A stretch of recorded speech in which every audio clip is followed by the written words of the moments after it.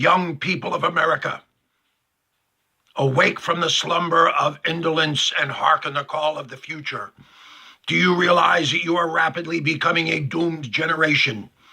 Do you realize the fate of the world and generations to come rests upon your shoulders? Do you realize at any moment you may be called upon to protect your country and the freedom of the world from the creeping scourge of communists, pinkos, rednecks, beatniks, and other vermin that infests your society at the borders? How can you possibly laugh in the face of the disasters which face us from all sides? The world is not a joyous place.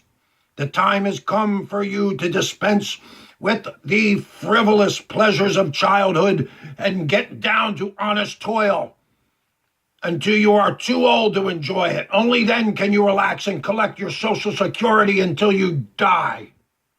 Also, your insolent attitude disturbs me greatly. You have the nerve to say that you have never known what it is like to live in a secure and peaceful world. You say the present generation has balled things up to the extent that we now face a war so terrible that the very thought of it makes hardened veterans shudder. You say it is our fault, that World War I, II, and III were fought in vain, that Vietnam and Korea and the Gulf War were all mistakes. You say it is impossible to lay any plans for the future until you have a future. I say nonsense. None of these things matter. If you expect a future, you must carve it out. In the face of these things, you must also wait until after you have served your time in the country's service to settle down. Ridiculous. It is a man's duty to pull up stakes and serve his country at any time.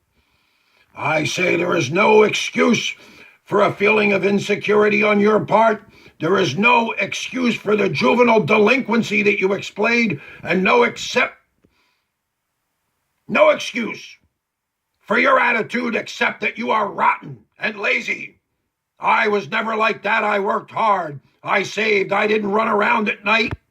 I carved out my own future through hard work and virtuous living. And look at me now, a respectable citizen.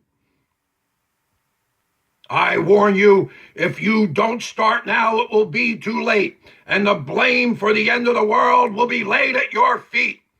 Heed my warning, O depraved and profligate youth. Awake, awake. Truthfully yours, John Birch, righteous, hypocrite, from the office of my commander, Benito, Kampf. Good night.